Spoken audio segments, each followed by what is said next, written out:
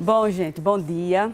Eu me chamo Laura Maria Ribeiro Marques, sou professora aposentada, né, no Serviço Público Estadual e atualmente exerço um cargo de técnico no Conselho Estadual de Educação.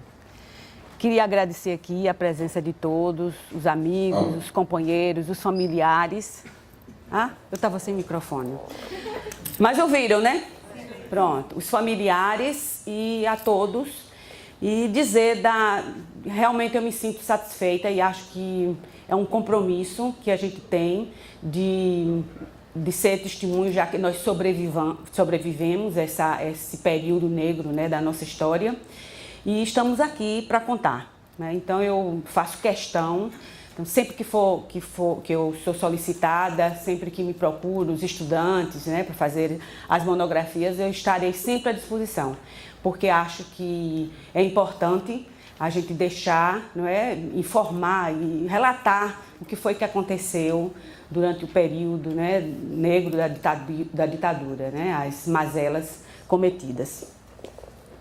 E gostaria também, apesar da gente estar vivendo um período assim conturbado, né, mas acredito piamente que a democracia sobreviverá.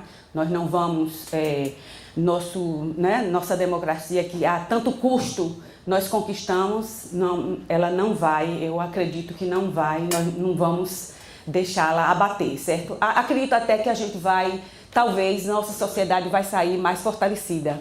Porque, né, os embates, os ânimos estão muito, né, estava conversando, a gente está radicalizando, né, tanto do lado para o outro, infelizmente, né, a esquerda, né, todo mundo confundiu, acha que é a mesma coisa e não é, né, a gente, infelizmente, né, as coisas estão acontecendo, entendeu? Eu gostaria que não fosse dessa forma, já que, né, foi uma coisa inédita no nosso país, a gente, né, ter um partido representando os trabalhadores, mas infelizmente não, né, as coisas não foram de forma correta, mas também questiono a forma, a espetacularização que estão fazendo, eu também questiono. Então, eu acho que não gostaria que depois desse momento, que a nossa democracia, não é, fosse inviabilizada e prejudicada. Né? Vamos torcer, né, e vamos colaborar para que ela, né, continue, perpetue e seja mais fortalecida ainda. Bom, então vamos começar a nossa história, né? Bom, eu durante o tempo de estudante, eu tenho uma formação religiosa, né, católica, e estudei em colégio de freira. Mas a minha vontade na época eu tinha uma vontade muito, porque o colégio estadual era um colégio que era famoso, né? Famoso pelo movimento, pelos alunos que estudavam, pela qualidade de ensino. Então o meu sonho era ter estudado lá. Mas fiquei em escola de freira, mas quando hoje que a gente chama ensino médio, na época era científico e clássico, né? Então quem tinha tendência para as humanas ia fazer clássico e exata científico. E eu tinha mais facilidade para exato e fui fazer científico no Ateneu. Bom, naquela época, a gente, quando não tinha muita consciência das coisas, a gente chamava que era alienada, né? Então eu era uma garota alienada, embora fosse sensível às coisas sociais. Vinha do colégio de freira, percebia algumas coisas mesmo dentro da religião errada, sabe? Né? Tudo fruto de um sistema social capitalista que a gente vivia, né? Então eu vivia as diferenças sociais, eu percebia isso no meu meio, nas minhas colegas, o tratamento que se dava, entende? Quando, né, na época era colégio interno, então as filhas de fazendeiro tinham um tratamento um pouco mais especial, até porque colaborava com a escola, então eu percebia isso e eu me sentia incomodada, mas não entendia por quê. Eis que em 1995, eu já estava no terceiro ano do Ateneu, eu me encontro com o Wellington. E foi o Wellington, realmente foi através do Wellington que, né, não posso negar que ele fez minha cabeça. Né? Quer dizer, eu já tinha, né, sensibilidade, mas ele me ajudou, ele colaborou.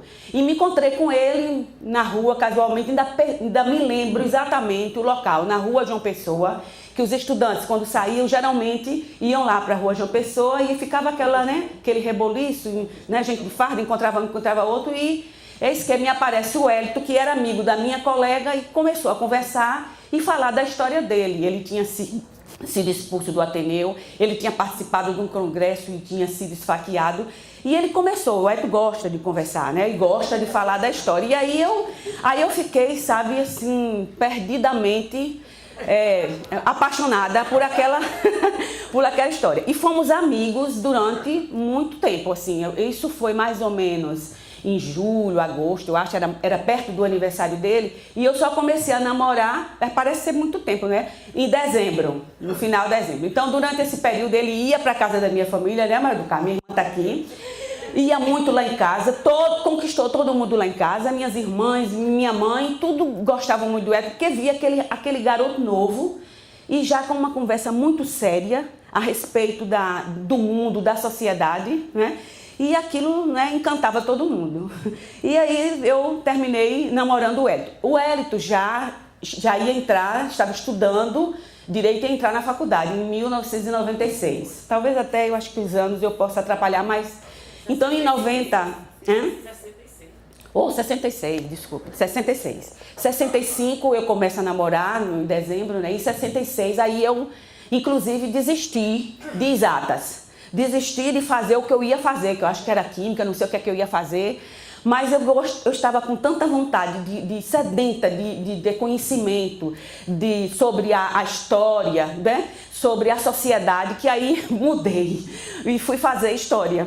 Me preparei, inclusive me envolvi num grupo muito bom que era coordenado por Fernando Lins, né? Ele também estava estudando, ia fazer direito, né? E aí lá eu conheci Fernando Lins, Mércia, que depois foi minha colega de história, a esposa de Fernando Lins, Ana, e outros, né? E foi muito bom porque, né, ali a gente começou a estudar história, né? Porque eu precisava estudar, porque para estar convivendo com aqueles estudantes que tinham já uma noção muito, né, muito profunda, era profunda mesmo, de materialismo histórico, dialético, e eu sem saber nada.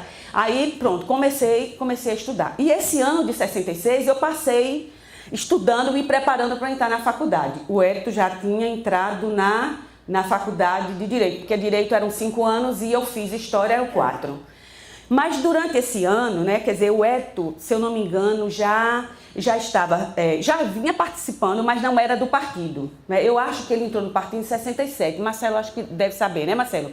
Foi começo de 67. E aí foi quando eu entrei na faculdade.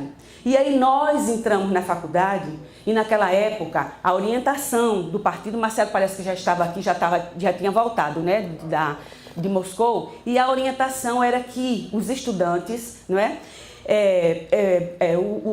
Onde houvesse mobilização, que a gente tinha que participar. Então, nessa época, a gente se envolvia em festinhas, se envolvia em esporte, até esporte. Imagine que até correr eu corri, para representar a minha faculdade nos jogos universitários, né? E a gente fazia de tudo que era para poder a gente se aproximar dos estudantes, né, para conscientizá-los. Então,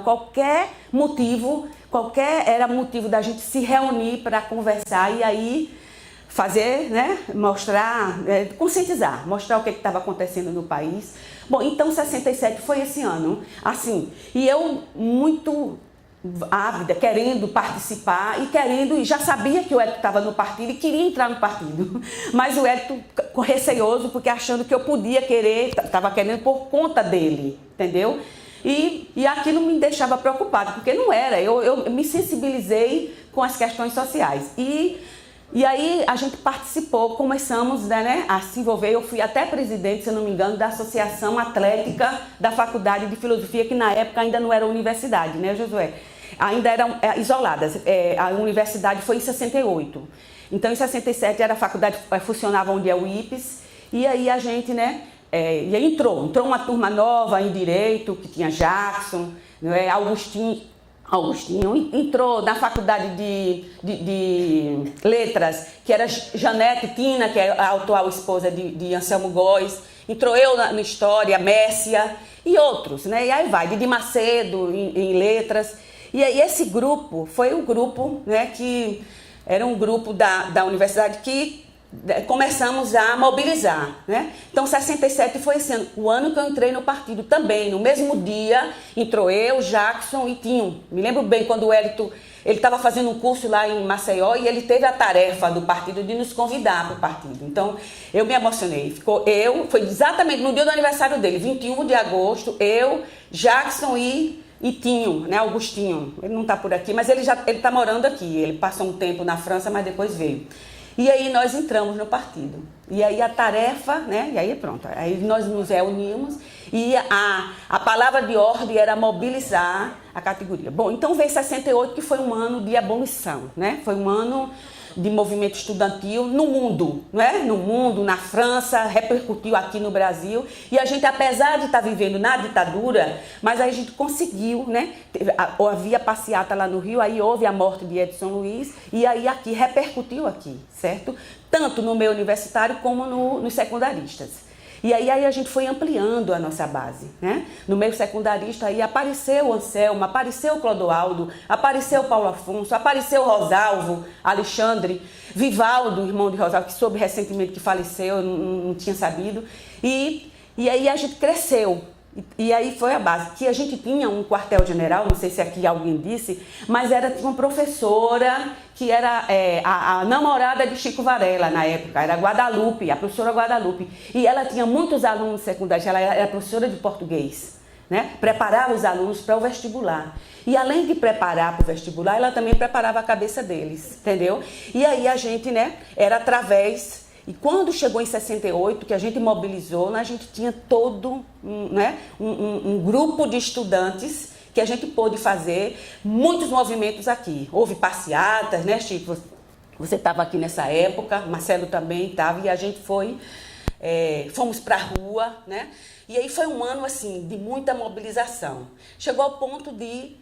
A gente, né, estava também se lutando para legalizar a Uni, e aqui em Sergipe nós fomos um grupo de cada faculdade, né, tinha os representantes, e a gente foi para o congresso da Uni, em Ibiúna. Então, nesse congresso, né, houve a invasão, os militares invadiram e prenderam todos, né, e aqui a gente tinha 9 ou 10, se eu não me engano, 9 ou 10. 10, né? É 10. Eu não vou contar agora não, porque a memória... Mas... E aí a gente voltou, né? E depois da volta, né, de Biúna, isso foi em outubro, né? Aí as coisas ficaram, né, tensões, né? E aí veio o AI-5 em dezembro, e aí veio novas prisões, né? Muitos foram presos, alguns que não foram presos, né? Eu me lembro muito bem, o pai de Paulo Afonso, né? Seu Paulo, que está falecido também, né? Já que eles não prenderam todos, né? Alguns ficaram sem... Eles não prenderam, então, eu, Tina Janete, Anselmo, Clodoaldo, e aí Paulo Afonso, o pai de Paulo Afonso, então nos levou para o interior, certo? Para aguardar, para ver o que é que podia, o que é que estava acontecendo, que se fosse só para, né, para depor, aí a gente liberaria e vinha para cá. E nós ficamos esse período aí no interior, foi interessante, porque... Nossa, ele conhecia, era muita coisa. E a gente saiu, foram uns esquemas assim, saímos de canoa para São Cristóvão. E a paisagem muito bonita, e a gente estudante achava tudo muito bonito. E a gente ficou lá, né? E durante esse período a gente ficava em casas de pessoas humildes. E ao mesmo tempo a gente fazia discursos, treinando, né? Porque Clodoaldo era um agitador, Clodoaldo, né, dava discursos assim bem eufóricos, né? E a gente passou esse tempo esperando lá. Mas aí cheguei até, depois que o seu Paulo, né? Aí fui até para a fazenda do meu avô, né? Na época meu avô era vivo e tinha uma fazenda aí perto de Carmópolis. E aí eu e Tina fomos para lá. Mas depois aí, quando vimos que, né, a gente recebia orientação, aí nos mandaram dizer que a gente podia nos apresentar, que aí só estavam nos chamando para depor. Aí fomos depor, dessa vez não fomos presos, né? Mas aí abriram, né, processos para os que foram para a Ibiúna, então a gente estava sendo processado. Isso foi em 68, né? Aí 69 e 70, né, a gente não podia, né, com as 5, nós corremos o risco até de não concluir o curso. E concluímos graças à interferência do reitor na época, que era o doutor João Cardoso. né? Depois a gente soube que ele, quando jovem, participou da Juventude Comunista. Então, a gente percebia assim, aquela aflição, aquele cuidado, aquela vontade, aquela preocupação, né? Porque ele estava sendo pressionado a nos expulsar. Mas, felizmente, a gente conseguiu, né?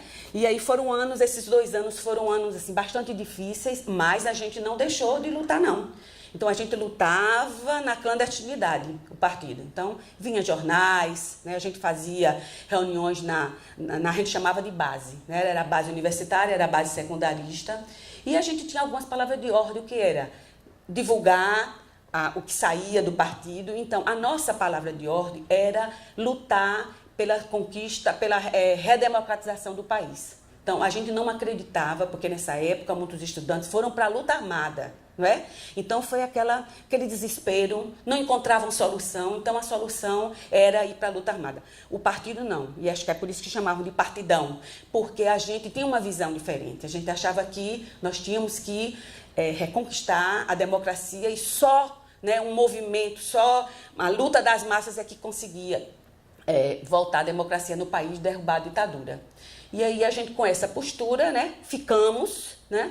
Mas aí, quando nós concluímos o curso 70, houve uma proposta, né? Nessa época o partido já estava preparando alguns quadros e a gente ia para Moscou. E aí, como eu tinha processo, o Eto também tinha, e nós fomos fazer o curso em Moscou. Bom, passamos um tempo aqui no Brasil, enquanto a gente esperava, né? Fomos para o apartamento de Tinho, que nessa época Tinho já estava morando no Rio, o apartamento do pai dele. Lá morava o Isadelmo também, uma pena que ele não esteja aqui, mas ele conviveu conosco esse período, e a gente também em São Paulo, a gente ficava num aparelho do partido, a gente chamava aparelho. Era um apartamento, né? Nesse apartamento nós convivemos com o nosso companheiro Magro. Como era o nome dele? Marcelo José Montenegro, né? Montenegro, que hoje é assassinado e é desaparecido. A família, o corpo dele, a gente não sabe, né? Não se sabe ainda, não é? Ainda não se sabe o que fizeram, entendeu? Mas nós convivemos com ele, um companheiro muito solidário, enquanto a gente esperava para sair do país. Saímos do país, não é? De forma legal, entendeu? Mas, né? O partido providenciou passaporte e tudo. Passamos uma semana em Paris, enquanto, né, resolvia a documentação na embaixada, e depois fomos para Moscou. E lá em Moscou a gente estudamos ciências sociais, que é formação de quadro, entendeu? Então nós estudamos ciências, Marcelo fez o curso também, estudamos economia, história, filosofia, materialismo dialético histórico, tá? Então, vivemos 2 anos lá, ainda era, né? Infelizmente, né, tomou outro rumo, mas a sociedade, né, apesar de ter algumas questões ligadas à democracia, mas do ponto de vista social, era uma sociedade justa, entendeu? A gente via assim, que, por exemplo, problemas como saúde, como educação, todos tinham direito, certo? Agora, falava assim, privilégio do partido, quer dizer, aquela coisa do partido único, né? E aquela, né, a disputa, a polarização entre capitalismo e socialismo, e como o socialismo tinha uma visão de que a mudança era para todos, né? E aí concorria com o capitalismo, que, né, não era para todos, mas aqueles que desfrutavam tinham uma vida muito boa, né? Bens de consumo, consumia, né? Lá a gente não tinha assim né, até a pasta de dente era uma pasta um pouco inferior, mas porque era feito em grandes quantidades, que era para todo mundo ter direito. Roupa também era em série, tá entendendo? Então, é como hoje a gente está vendo aqui, né? Os supermercados fila, lá também era fila, porque todo mundo tinha condição de comprar, né?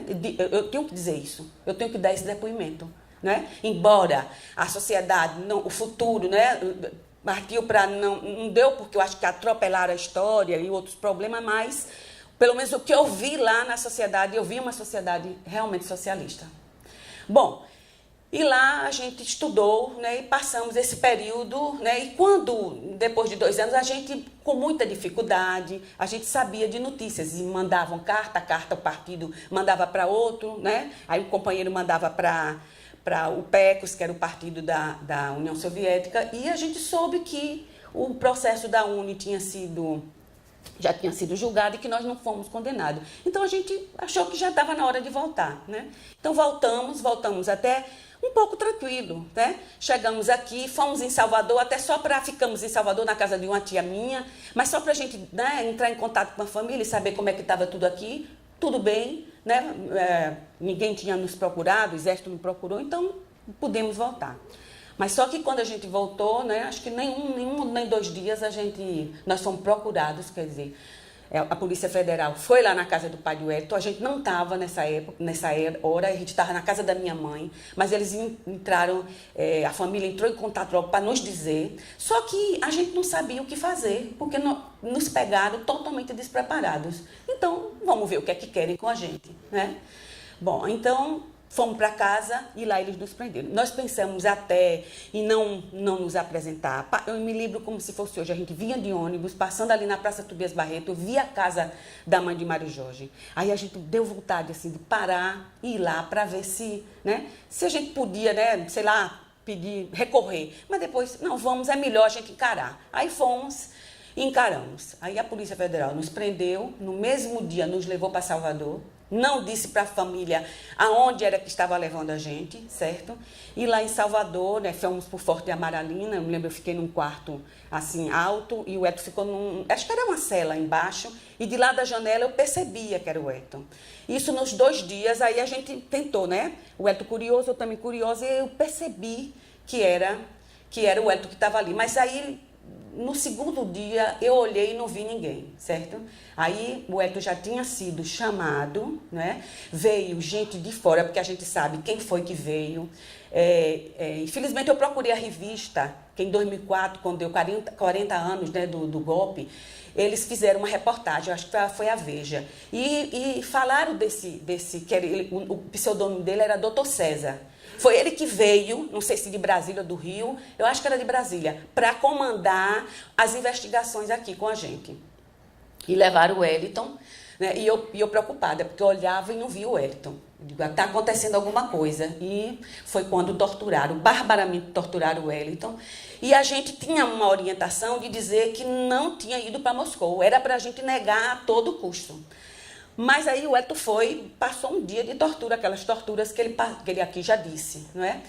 E aí ele preocupado, porque, né, eu ainda não tinha sido torturada e por mais que ele mudasse, né, porque aí ele procurou, quando ele viu que não tinha mais como a gente negar que tinha ido para Moscou, disse não, na cabeça dele, ir para Moscou não é crime. Então eu vou dizer que vou para Moscou, e aí ele inventou uma história, que nós fomos estudar na Patrícia Lumumba, e que a gente a princípio ia para a França, mas aí encontramos um Júlio César, parece, que era amigo de Mário Jorge, e aí o Wellington foi botando nome de pessoas que já estavam mortas e que não tinha aqui, eles não podiam procurar. E que quem financiou a viagem foi meu avô, que na época tinha condições. Então, toda essa história o Wellington inventou, só que eu não sabia. E aí a preocupação do Wellington era entrar em contradição no meu depoimento, né? Mas ele procurou uma forma, e aí o Wellington foi incrível. É melhor do que eu. Eu na prisão, eu só ficava calada, muda, assustada, que o torturador disse que eu era fria. Né? Quando ele disse que era fria, eu digo, lascou, pronto. Vai a me torturar mesmo, sabe? E não era frieza, era medo mesmo, era espanto, entendeu? Que aí eu ficava sem ação. O Wellington não. O Wellington procurava conversar, chorava e dizia que, sabe, que não era, que a gente foi estudar e que nós conhecemos e que queria falar comigo, porque ele precisava dizer que teve que dizer, que não aguentou a tortura e teve que dizer que foi para Moscou. E aí conseguiu, através do capitão Nogueira, que era um capitão que comandava lá o quartel de Amaralina. E aí conseguiu, né? Minha mãe, nessa época, foi lá. Minha mãe e Nicinho, que é o irmão de Wellington, que é falecido, né? Os dois, e o Hilda, que é a irmã de Wellington, foram a Salvador e ficaram lá tentando ver um contato com a gente, né? E eles não diziam nada, certo? Só diziam que... Terminaram dizendo que estava, mas não dizia nada, porque senão ia saber que o Wellington tinha sido torturado. Mas aí o Wellington conseguiu falar com a minha mãe, com o Nicinho, e dizer, olha como eu estou aqui. Aí mostrou, sabe? Aí o capitão ainda deu um chute nele para ele calar, porque o acordo era ele não falar nada, mas ele de propósito, Porque é para a família saber que a gente estava sendo torturada, né? E aí o Hélito também quis falar comigo. E aí eles levaram. Aí o Hélito disse, Laurinha, eu tive que dizer que fomos a Moscou. Não negue. Eu tive que dizer que estudamos com Inácio, com Fernando, com Miguel. Aí eu percebi que o Hélito não falou nome de brasileiro nenhum. Era só os estudantes de Portugal, da Argentina. Aí eu percebi que o Hélito não falou nome de ninguém. Então, estudamos numa escola Consomol, que é a escola para jovens, entendeu? E aí a gente pôde, mas mesmo assim eles não se satisfizeram. Eles queriam ver a vinculação nossa como partido, porque a gente não sabia, mas depois é que a gente soube. Eles descobriram na fronteira, o companheiro nosso estava saindo e foi preso e tinha nossos nomes, né, como pessoas que estavam em Moscou. E é por isso que eles sabiam, entendeu? Bom, e aí nós fomos, e aí eles não se satisfizeram, né? Houve o depoimento, me chamaram e disse, olha, não é mentira, me botaram na sala de tortura, de pau de arara e tudo. Eu digo, pronto, o que é que eu vou dizer? Não vou dizer mais nada, né? Porque não pode dizer mais nada. O curso que a gente fez foi esse, as pessoas que a gente confirmei tudo que o Hélito tinha dito. Depois eles, em Salvador, acho que não tinha mais o que fazer com a gente, aí nos levaram num avião da FAB para Brasília, né? Foi nessa viagem, é porque o Hélito falou aqui, mas como eu sou mais objetiva, né, eu centro mais, e é bom que vocês saibam, foi nesse avião que a gente encontrou, o Hélito encontrou um colega dele, que foi colega do tempo de Ateneu, se eu não me engano foi o Elito, né? Eu acho que foi o Elito, ou não foi se foi o outro, como é agora o nome, a da Alberto. Ele encontrou, o Elito ele encontrou em um lugar, eu acho que foi lá onde foi no Barbalho. E a Adalberto a gente encontrou pegando o avião. E foi nessa viagem que o comandante levava a esposa dele, né? E aí eu tinha que falar alguma coisa, né? E a esposa, acho que olhando assim, uma pessoa simpática, uma senhora simpática, assim, jovem.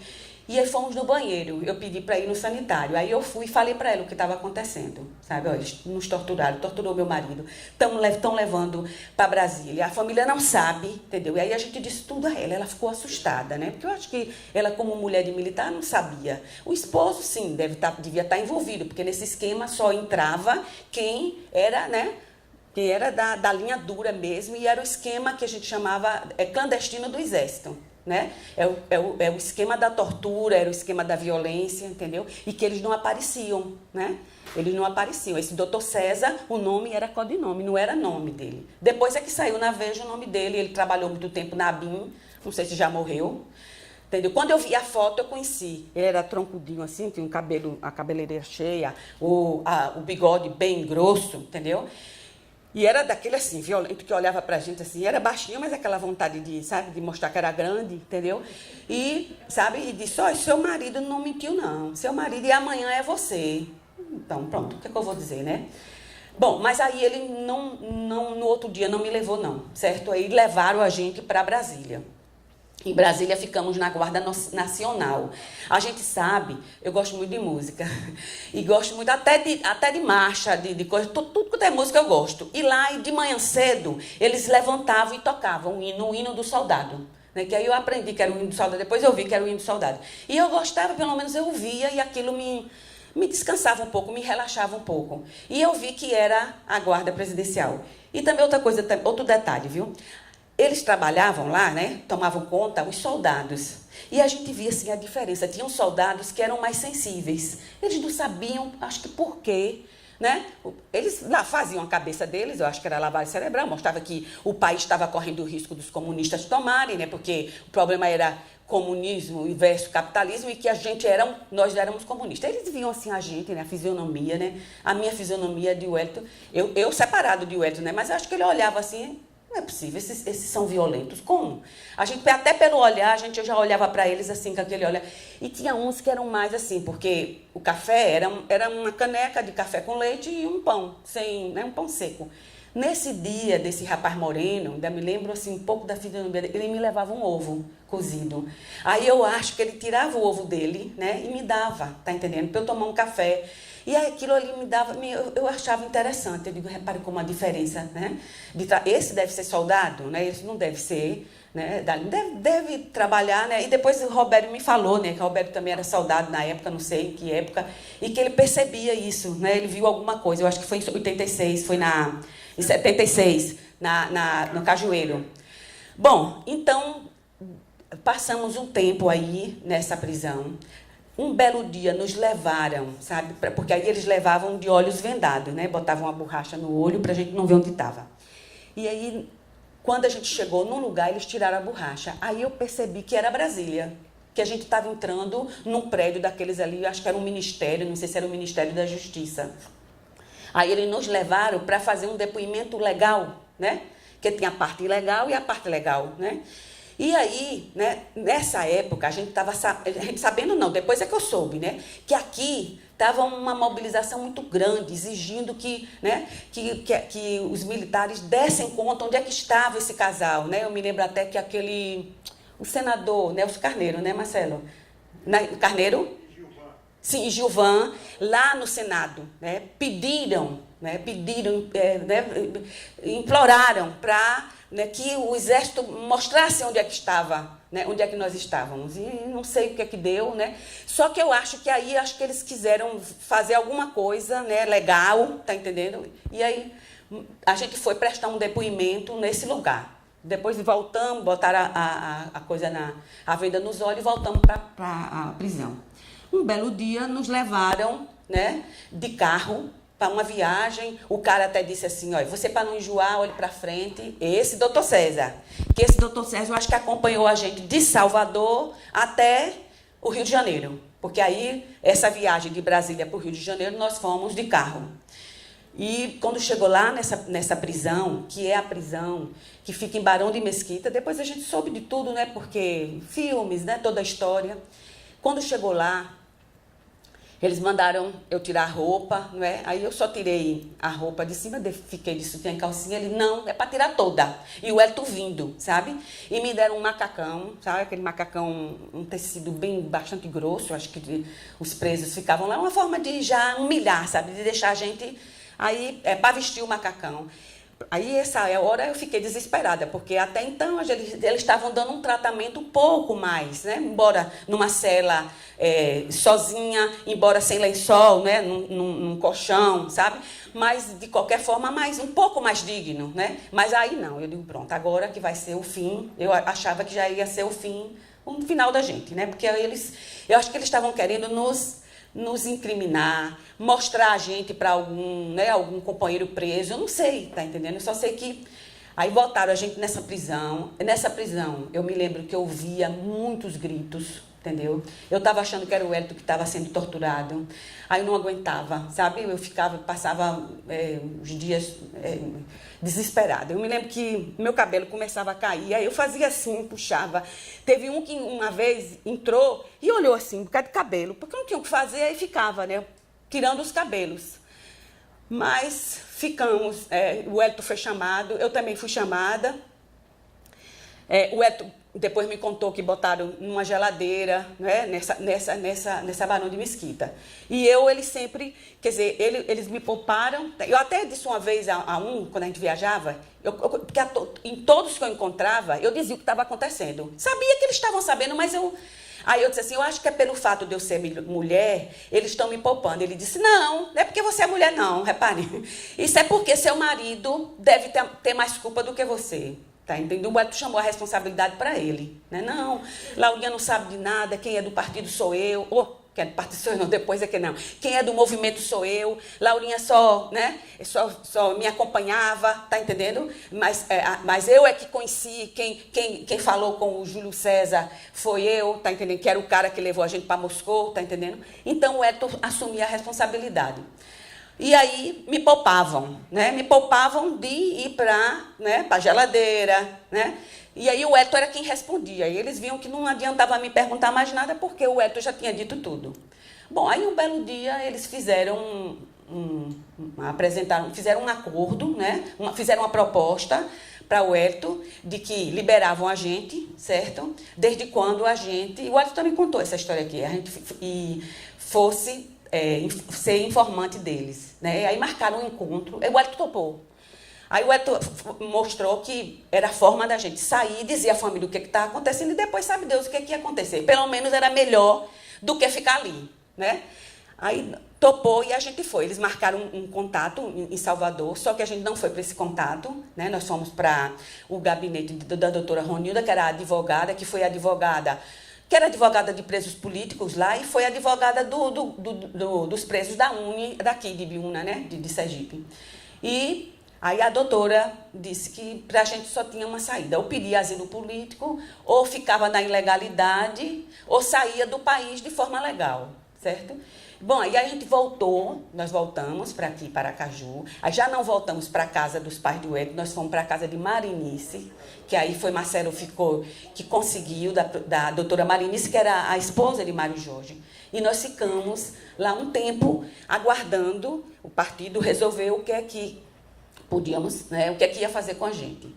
E aí foi quando ele programou aquela saída com o Major João Teles, que o Hélio contou aqui, não vou mais contar porque, né, é tudo aquilo que o Hélio narrou, né, a saída da gente do Estado, né, com o Major João Teles na caminhonete, a filha dele dirigindo, tinha um mudo, eu me lembro bem do mudo, e eu sei que tiraram a gente, né, e aí a gente foi encontrar, a irmã do Hélio na época comprou um Fusca verde, do ano 73, né? Só um detalhe, eu vou me lembrar assim, no dia que prenderam a gente foi o dia 23 de março. Por isso que quando eu botei no WhatsApp, eu botei 23 de março achando que era a data, que é amanhã. Amanhã vai fazer, foi o período que nos prenderam. É só uma coisa. Depois aí, nós saímos do Estado, né? Saímos, né, com a ajuda de Marcelo, de Faustino. Faustino, se eu não me engano, dirigiu o táxi, né? Ele parece que ele não tinha um táxi na época e nos tirou de lá, era no Salgado Filho. Eu me lembro, quer dizer, eu tinha 2 anos que não estava aqui, e eu me lembro que aquela área era uma área que ainda não tinha asfalto. Então, eles fizeram o conjunto e a Francisco Porto, né, que hoje é Francisco Porto, não era asfaltada, ainda estava com terra, ainda estavam preparando para o asfalto, eu me lembro bem disso. E aí a gente ficou lá na casa de Marinice. E lá eu engravidei, porque a gente combinou, porque a gente ficou com medo, sabe? Deles fazerem alguma coisa comigo e já pensou em engravidar de um torturador, sabe? Eu digo, não. Agora, como a gente, né, passou 2 anos, não podia engravidar, que a gente estava na escola, né, e tal, mas vou agora engravidar, porque na minha cabeça o Hélio podia morrer e eu não ter, né, um filho, né? Porque podia morrer os 2, mas como o Hélio era o mais, né? Era o mais sacrificado, era o mais visado, então ele podia morrer e aí a gente resolveu, certo? E foi lá na casa de Marinice que eu engravidei de Cizinha, minha primeira filha. E lá a gente ficou aguardando. Foi quando resolveram nos tirar, né? Nos levaram. Nós fomos com um carro que a irmã do Edu comprou. Até hoje ela ainda tem, viu? O carro está guardado, tem. O Fusca verde. Né, Tereza? Eu acho que você se lembra desse Fusca lá na avenida. E aí a gente foi Jorge Maia dirigindo o carro, né? Um companheiro, Jorge Maia, era estudante na época, né? Mas falecido há pouco, acho que tem uns 2 anos de falecido. E o Hilda, a irmã, eu sei que Marinice me arranjou peruca, sabe? Ah, Maria, a peruca esquentava a minha cabeça, mas tinha que ficar. O Hélio de óculos, eu sei que a gente foi, sabe? Disfarçado e viajamos para o Rio. Lá no Rio, né, o partido já sabia que a gente ia chegar. O primeiro contato nosso, acho que foi Lorival. Lorival é um companheiro que era do partido que foi morar no Rio. E aí ele foi nos receber e dizer o que é que o partido estava pensando, né? Aí nos botaram numa casa, parece que era no Rio de Janeiro, era uma favela, né? Uma família assim humilde, né? E a esposa muito assim, muito educada, mas preocupada, entendeu? Porque, claro, ela recebeu a gente, mas não sabia o que estava acontecendo, né? Naturalmente, acho que foi o marido que pediu, né? E a gente também não podia conversar. Eu me lembro que a filha dela era Ira Maia, o nome da filha dela, e ela parece que era Iraci. Olha que coincidência. O nome da mãe de Wellington. Bom, aí então nós ficamos e aí recebemos né, a informação de que nós deveríamos sair de forma legal. Aí fomos comprar a passagem para o Rio Grande do Sul e aí viajamos, né? Foi uma viagem muito tensa, porque a gente não sabia o que é que podia acontecer, né? Se eles sabiam se a gente estava não, e aí fomos para o Rio Grande do Sul, Porto Alegre, e de lá a gente ia para o Uruguai e chegar até o Chile, que era o governo de Allende, né, que lá era mais fácil a gente ficar lá. Talvez a gente nem sei se ficasse, se não ia também dar problema, né? Porque depois a Lene caiu e mataram muita gente e a gente acha que ia no bolo. Mas aí, em Porto Alegre, aí nós deixamos o documento e eles mandaram que a gente voltasse, né? Compramos a passagem, era para sair meia-noite, e aí quando nós voltamos, eles nos prenderam. Disse que a gente não podia sair do país. Aí pronto, vai começar tudo de novo.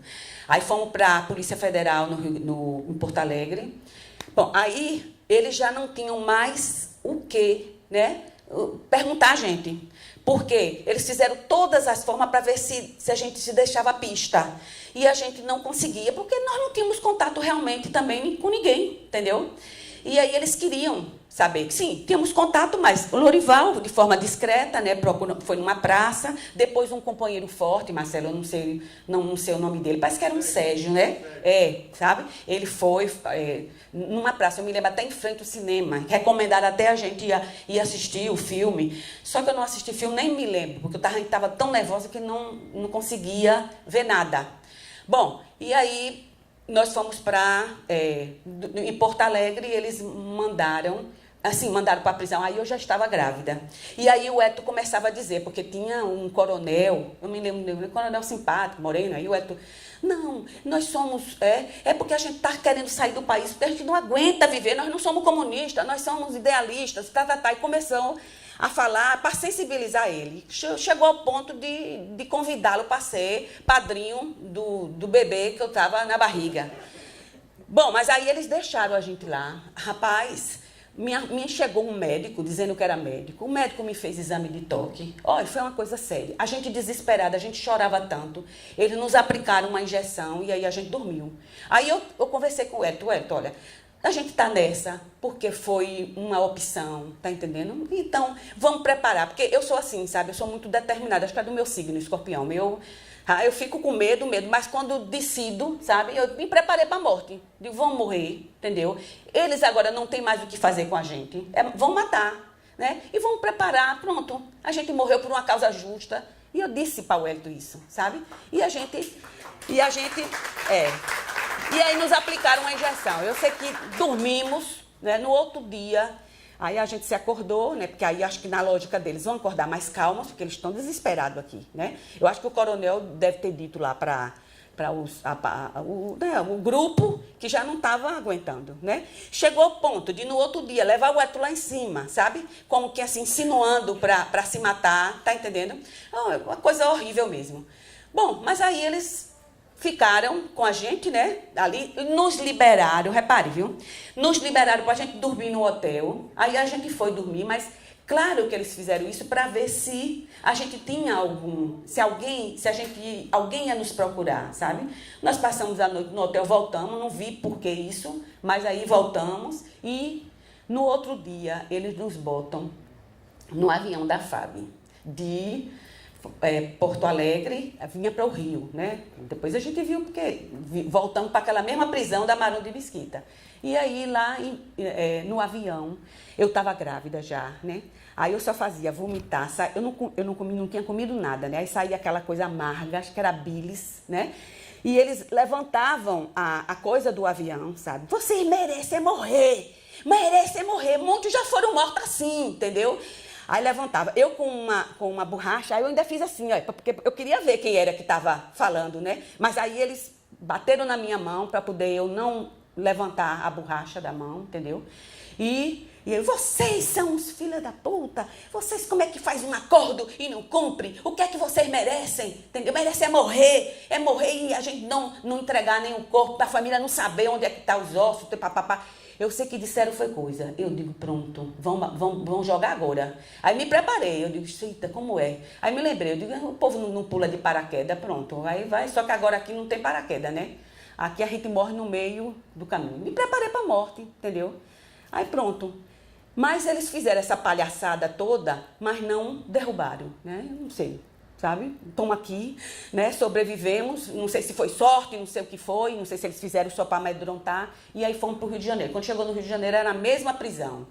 E agora, né? Eles já não faziam mais interrogatório, porque não tinha mais, né, o que fazer. né? Era maltratar mesmo e pensar o que é que ia fazer com a gente. A gente estava viajando, a família de Wellington se cotizou, que tinha condição, a tia dele, né? Aí nos deu dinheiro, certo? E aí a gente estava levando dinheiro, eles nos prenderam, ficaram com a mala cheia de roupa, que a gente tinha roupa que estava trazendo, roupa de frio, né? Porque Porto Alegre, a gente ia para o Uruguai, né? E a família preocupada. Então, eles nos prenderam e nos tomaram tudo. E quando, né? Quando soltaram, não devolveram nada. Dinheiro que é bom, nada. É bom que eu diga isso, né? Porque às vezes não são honestos. Aonde são honestos? Eu vi um dia desse no WhatsApp, um cara dizendo que os militares eram ditadores, mas eram honestos. Ai, eu fiquei doente, entendeu? Porque quem é honesto faz uma coisa dessa, né? Quer dizer, um detalhe, né? Um dinheiro, roupa, né? Ficaram com mala e tudo da gente. Bom, e aí nos levaram para essa prisão de novo, né? Aí pronto, essa prisão, e eu já grávida.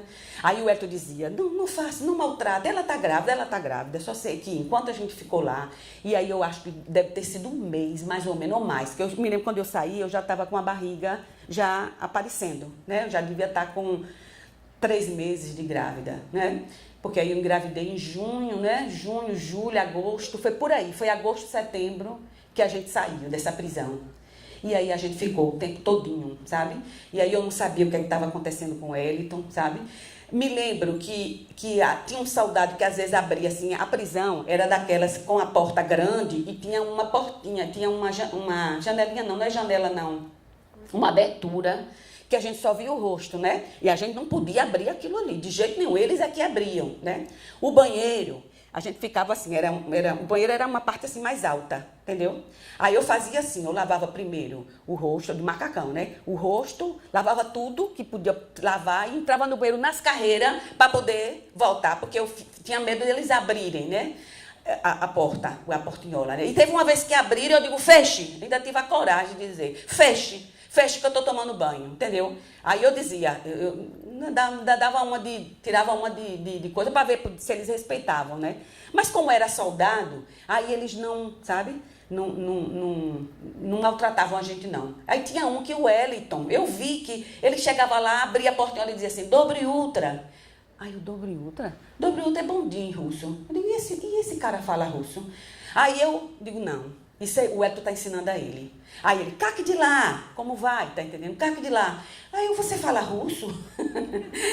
Ele, é russo, não é? Sei, fala russo, sim. Aí ele não dizia quem é que tinha ensinado, nem nada, sabe? Aí pronto, eu entendi que o Elton estava por ali, certo? Mas esse período que a gente ficou, olha, a gente ouvia gritos, sabe? Pessoas torturadas. Teve uma vez que eu acho que ele era capitão, não sei, ele era bigode assim, o cara chega, tava assim, ó, abriu a portinhola e disse, tá com medo, tá com medo? Você tá ouvindo, não tá? É um cabra que tá me dando trabalho aí, sabe? Aí eu toda deitada, sentada na cama, não, sabe? Ele, oi, eu faço mesmo, entendeu? Eu digo, vixe, meu pai do céu, eu só ficava pensando que ia fazer a mesma coisa, ou então que era o Wellington, sabe? Eu digo, isso é o Wellington. Mas eu não sabia, mas não foi o Wellington, entendeu? Nesse período a gente ficou nessa prisão esperando, né? E aí ele não sei o que é que eles resolveram um belo dia nos soltar e dizer pra gente que se a gente bem soubesse, não se envolvesse mais em movimento nenhum, que a gente tinha que mudar o nosso foco. Aí o Wellington, não, eu vou mudar sim. Não, eu quero criar minha família, eu quero criar meu filho, eu quero, né, cuidar da minha esposa. Claro, ali a gente tinha que ser, né, pronto, e nos liberaram. Só que a família não sabia o que estava acontecendo com a gente, porque nem o partido sabia. O pobre do Marcelo Bonfim, o pai do Wellington ficava atrás de Marcelo, e Marcelo dando as informações para poder acalmar a família, só que ele também, eu acho que ele não sabia, né, Marcelo? Não sei se me informava alguma coisa, né? Só sei que a gente desapareceu, eles estavam pensando que a gente estava em Montevidéu ou no Chile, entendeu? Mas, né? E aí nos deixaram. E foi aí, viu, o Elton chegou agora. E foi aí que a gente, nós encontramos uma freira. Foi nessa viagem, a gente vinha de ônibus, nós encontramos uma freira. E aí a gente queria avisar a família para não chegar assim, né? Porque como é que a gente vai chegar em Aracaju? E a gente pensava até que no meio do caminho eles podiam nos eliminar, tá entendendo? Nos eliminar, porque aí já não estava na responsabilidade deles. E aí a gente pediu à feira, se eu não me engano foi em Feira de Santana, perto de Feira de Santana, demos o número do telefone, pedimos para ligar. Não é que a freira ligou. Ligou que aí seu Alvarinho não entendeu, sabe? Não é possível. Ué, tu mais alguém, estamos aqui? Não acredito. Mas mesmo assim, não é? A gente foi para Salvador, que eu digo, não, nessa volta a gente não foi para Salvador, não. Salvador a gente foi quando foi para Moscou. Não, a gente foi direto mesmo, fomos direto. E aí eu acho que foi Evaldo, né, seu cunhado, armou um esquema para ir nos pegar, né, no ônibus, porque ela dizia, né, que era no ônibus de Salvador. Aí eu sei que pegou a gente antes de chegar aqui em Aracaju. Não foi isso mesmo, Elton?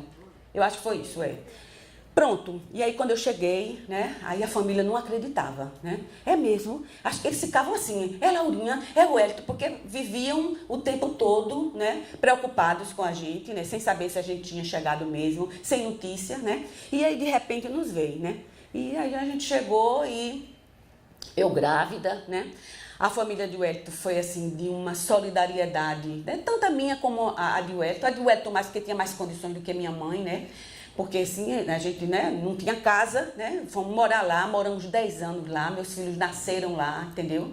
E a gente teve que mudar, né, o foco. O Wellington ficou quase louco, né, quase louco. O pai chamou o médico, o doutor Antônio Garcia, você vê, né, eu na condição de mulher, né, de grávida, né, eu tinha aquele feto dentro de mim, aquilo me dava uma fortaleza, né, eu era mais forte do que o Wellington, com certeza, às vezes as pessoas vinham assim, tá entendendo, o Wellington chorando e tudo, e eu mais forte, por quê? Mas eu acho que talvez pela natureza feminina, né, eu tinha a responsabilidade de ser forte, porque eu queria ter aquele filho, entendeu, e aí o Wellington, teve que mudar o foco, e aí eu acho que foi Cássio, não sei, combinando com quem, chamou o Eto para ir para o Cotinguiba, o Eto começou a pintar a casa para poder ver se... terapia, entendeu? E minha barriga crescendo e pronto. E aí a gente teve que afastar, certo? E aí, nessa época, tentaram, eu tinha eu era do serviço público, né? Passamos um período fora, eu pedi algumas licenças, Jackson Barreto era até quem providenciava isso, sabe? Para poder, né, o meu salário da minha mãe, que a minha mãe, né, era viúva, não tinha condição, eu ajudava a minha mãe, tá entendendo? E aí Jackson fazia isso, ajudava, né, na coisa.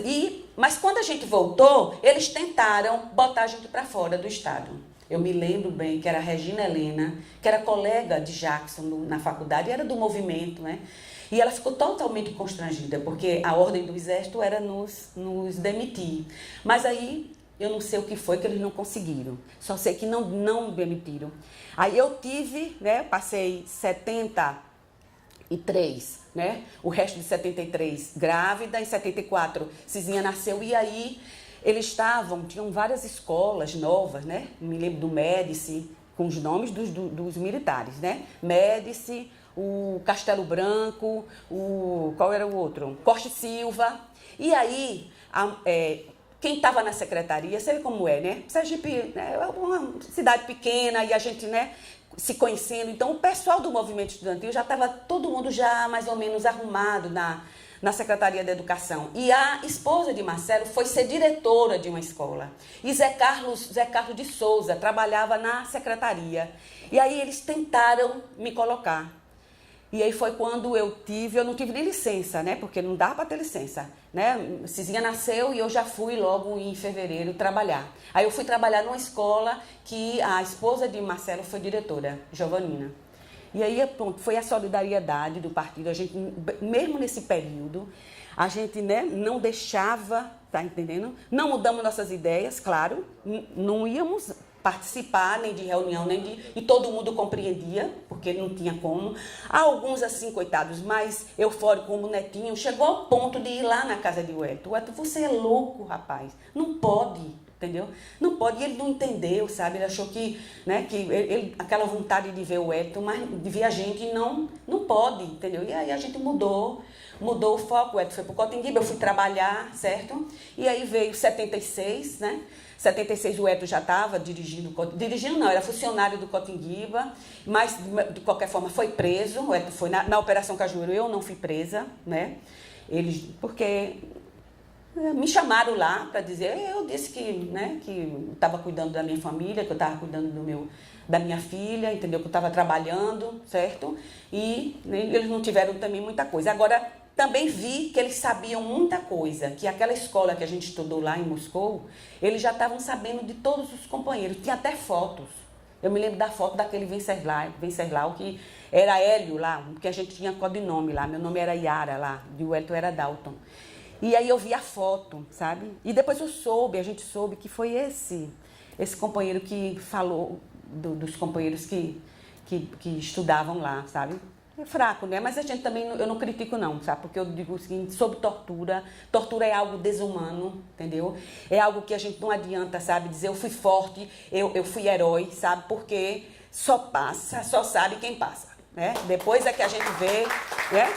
Quem passa. E às vezes a gente sobrevive, né? Por exemplo, no nosso caso, foi pela forma que o Wellington encontrou de driblar, né? Driblar as investigações. Aí o Wellington foi inteligente. Eu acho que fosse só comigo, coitada, eu já devia ter morrido. Porque eu não ia saber dizer nada, eu só ia dizer não, parava e dizia não, e eles iam me matar, me torturar até matar, tá entendendo? Eu acho, sabe? Porque eu não ia ter... Assim, o Wellington teve ideias, teve forma de sensibilizar aquele coronel lá do Rio Grande do Sul, chamou até para ser padrinho, né? E aí depois, quando Cizinha nasceu, ele mandou lá um cartão pra gente, né? Porque a gente deu até endereço, né? A gente vai ter que comprometer, não é possível que dentre esses aí, não vá, né? E aí a gente fazia de tudo. Bom, então, em 76 eu já não participei de nada, porque também estava fora, mas aí foi vindo a abertura democrática, né? E com a abertura, né, veio o movimento de mulheres, eu me lembro que estava assim, né, proliferando muitas organizações de mulheres, e aí o pessoal se lembrava de mim, começava a me chamar, e eu com aquele receio, né, porque a gente, né, de participar de reunião, mas mesmo assim aí eu ia para casa de Lília Vanderlei, né, aí Leila, a ex-esposa de Rosalvo, Núbia Marques, quem mais, Yara de Assis, aí a gente foi, eu fui me voltando, né, me mobilizando assim nesses trabalhos, no trabalho na luta feminina, né? Depois veio o conselho, Jackson foi eleito prefeito, aí criou o Conselho da Condição Feminina, e aí, né, eu fiz parte desse conselho, Yara de Assis era presidente, e aí a gente foi voltando aos poucos, certo? Mas a gente, assim, você sabe como é, né? A gente tinha medo ainda de reunião, fica aquela coisa dentro da gente, sabe? A gente não confiava, não achava que os militares, né, não voltariam mais ao poder. Ficamos um tempo assim pensando, né? Mas felizmente a democracia foi, né? Chegamos ao ponto, né, de ter, né, o PT no poder, né? Realmente é uma coisa muito importante para o nosso país. Infelizmente a gente está vivendo isso agora, né? Mas é como eu disse, eu espero que a gente saia dessa fase conturbada e que encontre uma saída democrática, entendeu? Democrática, e que a gente, né, melhore a consciência do nosso povo, porque, né, eu acho que a corrupção é uma coisa que toma conta, né? Toma conta. A gente, né, o brasileiro já, essa coisa está arraigada, né? Então, eu acho que se investigue, que se puna os culpados, entendeu? Quer seja de um lado ou de outro, né? Porque a gente sabe que tem do lado de outro, né? E a gente volta e a gente continue a nosso país democrático, e que eu persigo é a luta pela uma sociedade mais justa. Acredito ainda, entendeu? Não sei de que forma. Estava conversando com o Sério Valdinho, só uma revolução. Não sei, Sério Valdinho, talvez seja um processo, né? A gente está vivendo novos tempos, né? A época da tecnologia, sabe? A época das redes sociais, né? Percebo que, né, que nos contatos, através do WhatsApp, as pessoas, né, são sérias, as pessoas querem também um mundo, né, um mundo justo, um mundo, né, democrático. Eu percebo isso, então é por isso que eu acredito. Então estou aqui às ordens, não sei se... Acho que, às vezes a memória, né, eu estava até preocupada. Eu antes de vir, eu estava no trabalho dizendo assim, eu acho que vai ser o último depoimento que eu vou dar. Porque eu acho que eu não estou... Tem muita coisa que eu estou esquecendo e também não está me fazendo bem, eu digo, né, que daquela vez que o Eto veio, eu me senti mal para burro. No outro dia, né, amanheci assim, meio abafada, entendeu? Mas eu sou forte, a gente tem que conseguir. Eu acho que é a idade também, não é? Mas eu ainda tenho um espírito jovem aqui dentro de mim. Ah, certo. Obrigada, Tereza.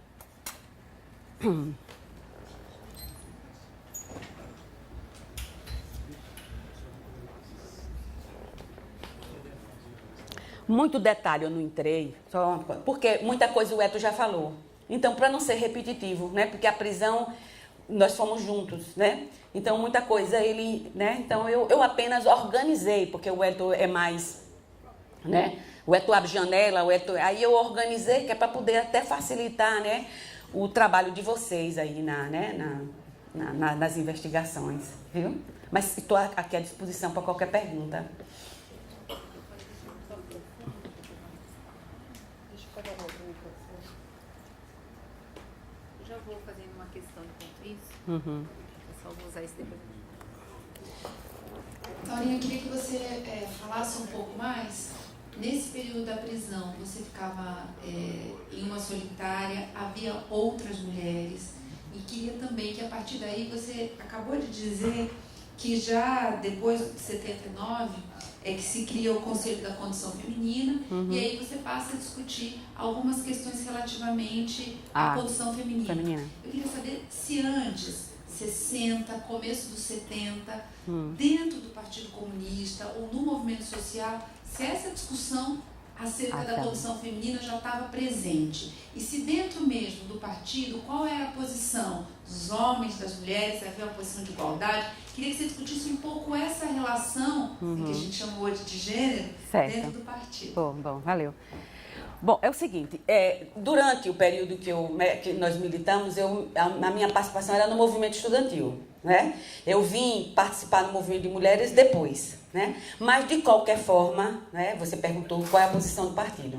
Olha, no partido, realmente, né, eu convivi e a gente via, certo? O tratamento era igual. O partido realmente defendia a mulher como um ser, né? Um ser igual ao homem, entendeu? Igual no ponto de vista de ter os mesmos direitos, sempre lutou. E nós temos, inclusive, no partido, pessoas, aquela Zuleika Dallenberg, que era uma grande líder feminista, né? Inclusive, nos movimentos feministas, né, quando começou, né, ela era uma pessoa da linha de frente, Ana Montenegro, entendeu? Então, nós temos mulheres dentro do partido que eram mulheres que se destacavam e lutavam, né, pela igualdade dos direitos da mulher.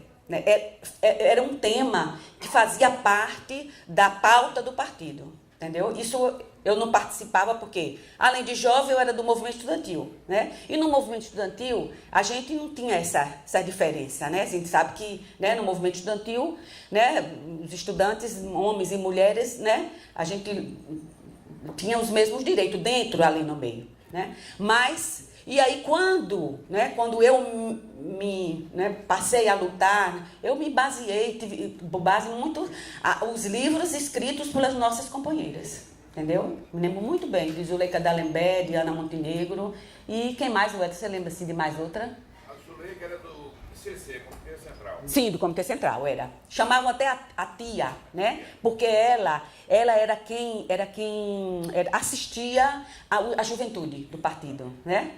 Ela era quem assistia a juventude do partido, era a Zuleika. Mas havia essa discussão de patriarcalismo ou não? Dentro do partido? Não, a gente era tratado como igual, sabe? Não tinha. Ela era do Comitê Central, sabe? Houve sempre uma preocupação do partido em botar mulheres, né, na linha de frente. Isso era, sabe? E eu aprendi dentro do partido isso, sabe? Então, aí, quando eu fui para o movimento de mulheres, eu fui assim, com toda a garra, né? Consciente de que a gente tinha que lutar mesmo pela... E fizemos um trabalho muito bom no Conselho da Condição Feminina. É uma coisa que eu acho que deve ser estudada aqui. Ó. As delegacias de mulheres, viu, Andréa, foram fruto do trabalho do Conselho. A primeira delegacia, né, formada foi discutida dentro do Conselho da Condição Feminina. Foi. Era a Marlene, que foi do partido, esposa de Jonas, ela foi a primeira delegada mulher. E foi indicação do partido. Entendeu? Foi. Foi. Foi a primeira delegada da mulher. E a gente discutiu com a delegacia, né? Lá dentro do Conselho da Condição Feminina. Com Yara de Assis, com Núbia Marques, comigo, com aquela menina que é enfermeira, casada com Aguinaldo, Simone, né? Ela é do movimento da saúde. Simone. E outras. A Tereza Cristina, que é a esposa de Eugênio, né? Que é do Conselho, que foi secretária de Educação, tá? Que é irmã de pronto, viu? Tereza. Tinha uma irmã dele também, que eu acho que faleceu, né? Era a Cleide, né? A Cleide estava entrando também no movimento de mulheres, né? Aí houve um acidente com ela, eu me lembro bem.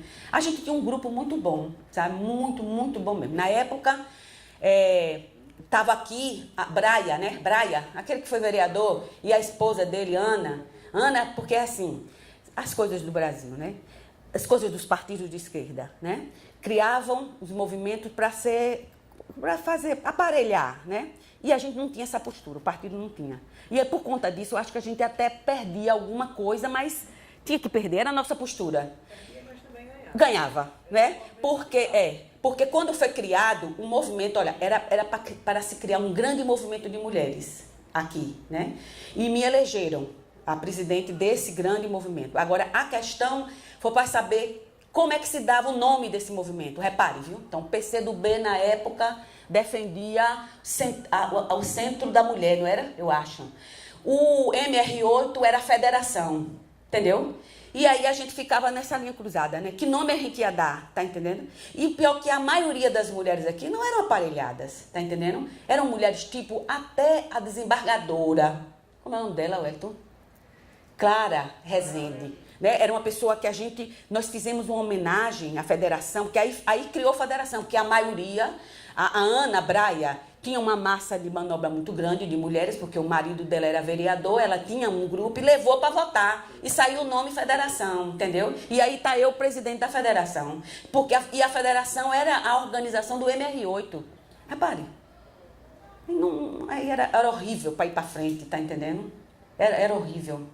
Mas a luta do PCdoB com o PT era horrível também. Agora não, agora estamos juntos. Mas no movimento estudantil e no movimento de mulheres foi difícil. Entendeu? A gente encontrar, vocês devem saber, é a história, né? Não estou inventando aqui, é a história. Né? E isso prejudicava. O movimento sindical também. Também, isso prejudicava. Eu ficava doente com isso, sabe? Aí a gente não sabia fazer isso, não aparelhar. Nós era um tipo como puros, como ingênuo. Não é ingênuo, não. Era a nossa posição, era essa. Entendeu? E aí a gente, às vezes, perdia. Porque eles usavam a gente. A Ana, eu era presidente da federação, as viagens, as representações, tudo vinha para essa Ana. Eu digo, gente, que federação é essa? Aí eu vi que foi um equívoco da gente. Foi um equívoco, entendeu? Mas... E no cárcere havia outras mulheres? Não, não. Se havia, eu não vi. Porque eu fiquei presa sozinha, era solitária, tá entendendo? Era assim, olha, eu me organizava para não ficar louca, né? Porque... É coisa de enlouquecer, entendeu? Aí eles vinham de manhã, eu não tomava café porque eu estava grávida e eu enjoo café, né? Aí café é a primeira coisa, eu não tomava. Aí alguns sentiam que eu não tomava café, sabe? Aí botava leite, no dia de leite eu tomava leite. Não, era água, entendeu? E aí eles davam um pão enorme. Aí eu não comia aquele pão todo, até porque... Né? Aí eu dividia o pão e ficava, né? Comia e depois eu ficava passeando, era o meu lanche, entendeu? Passeando, eu ficava assim, cruzando a cela e conversando porque o meu medo maior era eu abortar na prisão, sabe? Não, eu tinha um medo, eu queria aquele filho de qualquer forma, sabe? E depois também, se eu abortasse, como é que eu ia ser tratada? Né? Aonde? Tá entendendo? Ai não, eu digo, eu vou ter que segurar, sabe? Segurei, tive minha filha, sadia, né? E depois tive outra ali. Também sadio, né, Igor? Mas estou aqui para contar.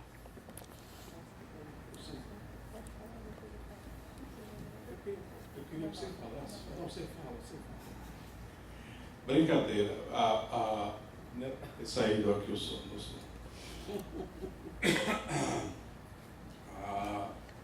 Senhora Laura, emocionante seu depoimento. Eu tenho algumas perguntas, coisas que talvez a senhora tenha deixado incompleta. A senhora falou que em 68 foi chamada a depor, foi em 28? Foi no 28, certo. Foi. A senhora citou, ainda pegando, claro que a gente vai explorar mais essa questão da mulher, tá certo? Envolvida nesse movimento. A senhora lembra das posições ocupadas pelas mulheres dentro da cúpula do PCB. Bom, é como eu disse, eu não participei, né, durante o movimento estudantil. Depois, né, me lembro, sim. Depois é que eu vi... De Sergipe, não do Rio. Não, em Sergipe, no movimento de mulheres, nós tínhamos... Margarida ainda era muito nova, né, Margarida? Eu acho que você não participou, não foi? Margarida ainda mais era estudantil, né? Margarida Hollenberg entrou depois, já no movimento de professores. Deixa eu ver se eu me lembro, deixa eu botar a minha... Nós tínhamos, assim, pessoas que eram ligadas a gente, tá entendendo? Por exemplo, Lilian, né? Lilian foi casada com Manuel Ora, entendeu? Cliberes. Pronto, Climeres, ela me lembrou bem. Climeres, essas pessoas, essas mulheres, ocupavam cargos dentro da direção do partido? Não, porque essas mulheres que eu estou dizendo, elas não eram militantes. Certo. Tá entendendo? Elas não eram militantes, elas eram simpatizantes. Então, elas iam com nossas posições, tá entendendo? A gente defendia no movimento de mulheres, né, as nossas posições, e elas... e uma Fontes, tá entendendo? E elas eram do nosso lado, quer dizer, aprovavam as nossas posições, tá entendendo? Tudo bem. Agora, dentro do partido, que posições ocupavam as mulheres? Olha, no Comitê Central, né, eu me lembro... Lá ou aqui? Aqui. Eu quero aqui. Aqui nós tínhamos a história do partido, né? Nós tivemos mulheres que teve destaque, tipo Dona Pureza, né? Aqui, Dona Pureza, no movimento. Marcelo sabe bem dizer isso, porque Marcelo conviveu mais. Eu a conheci, tá entendendo? E ela tinha posição dentro do partido, né, Marcelo? Eu não sei se... Como a gente era clandestino, viu? A gente não tinha, assim, a reunião da gente, né? Nós não tínhamos essa organização, né? Definindo que cargo você é. Nós não tínhamos, até porque... Pela própria luta clandestina, não dava para ser assim, não é? Mas a gente sabia que ela ocupava, né, um lugar de destaque. A professora Ofenísia, né? Para que exemplo maior? Ela Eu sei porque eu era criança na época, eu morava na Rua de Buquim e as reuniões eram na casa dela, tá entendendo? E o povo comentava na rua, olha, aí é reunião de comunista, né? E eu ouvia. E era a professora Ofenísia, era na casa dela, tá entendendo? Na casa dela. Assim, eu falo assim, dentro da hierarquia, tá certo? Até onde era possível saber? Mas havia. Se a mulher tivesse destaque, ela não tinha impedimento nenhum de participar em cargo nenhum do partido. Laurinha, a professora Ofenísia era do Comitê Estadual. Do Comitê Estadual, né, Chico? Você sabe porque... É verdade. Obrigado. Tá vendo? Agora... Sim, diga. Vamos falar mais militantes. Você tinha a própria Tina, Sim. duas irmãs que depois saíram, a Ari e a Arli, que eram gêmeos. Sim. Tinha aquelas...